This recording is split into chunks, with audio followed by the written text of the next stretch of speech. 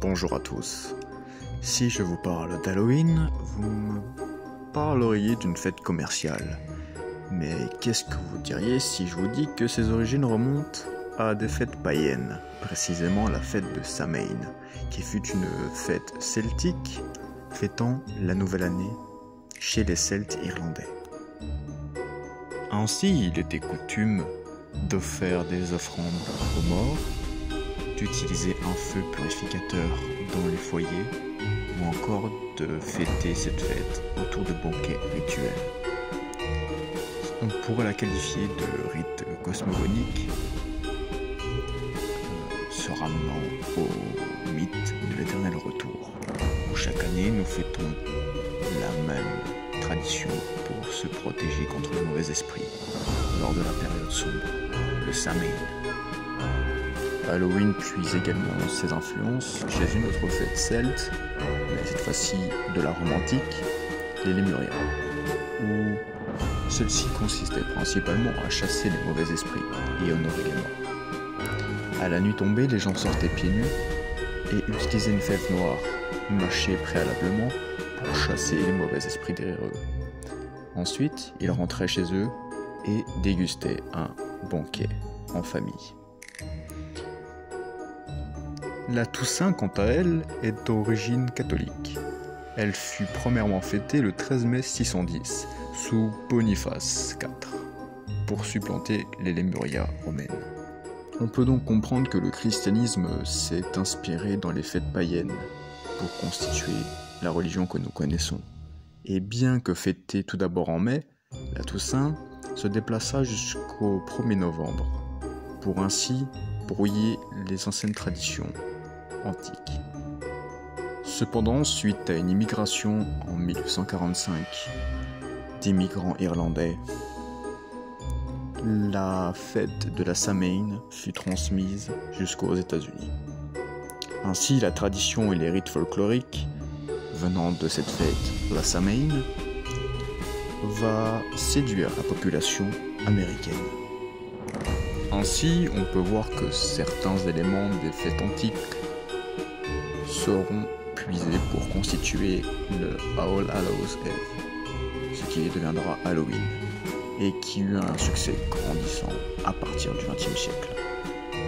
All Hallows Eve est une fête folklorique qui a subi d'une part l'influence de la fête mexicaine Dia de los Muertos, le jour des morts, qui a également influencé la position de la Toussaint, qui fête la fête des morts et des saints. Ainsi, cette fête amérindienne All Hallows Eve apparaît en 1930 avec un rite nommé Trick or Treat qui développera réellement cette fête aux États-Unis. Cependant, bien que les Européens aient des fêtes similaires à la Samhain ou encore Halloween, ce n'est qu'à partir des années 90 et également grâce au cinéma, notamment avec le film Halloween de John Carpenter, que cette fête supplantera les fêtes locales européennes et se diffusera partout dans le monde.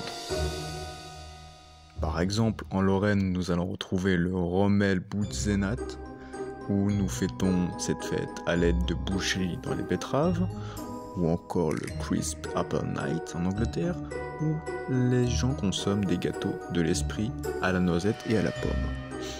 Nous pourrons également parler de fêtes asiatiques, comme le Obon au Japon, ou encore en Chine, avec la Zonggyeonji, la fête des morts pour être plus précis, qui se situe le 15e jour du 7e mois lunaire, en automne.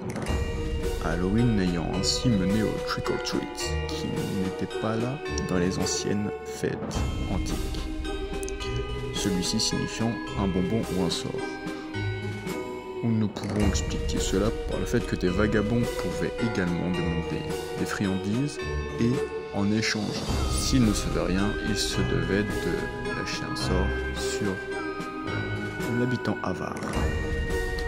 Nous pouvons notamment parler de contes tels que Jack O'Lantern, légende irlandaise bien connue dans le domaine d'Halloween, où Jack, un ivrogne, fut quelques négociations rempli de malice avec le diable, et malheureusement celui-ci ne peut ni accéder au paradis ni à l'enfer, se condamnant lui-même à l'errance avec une lanterne à la main. Mais une question se pose.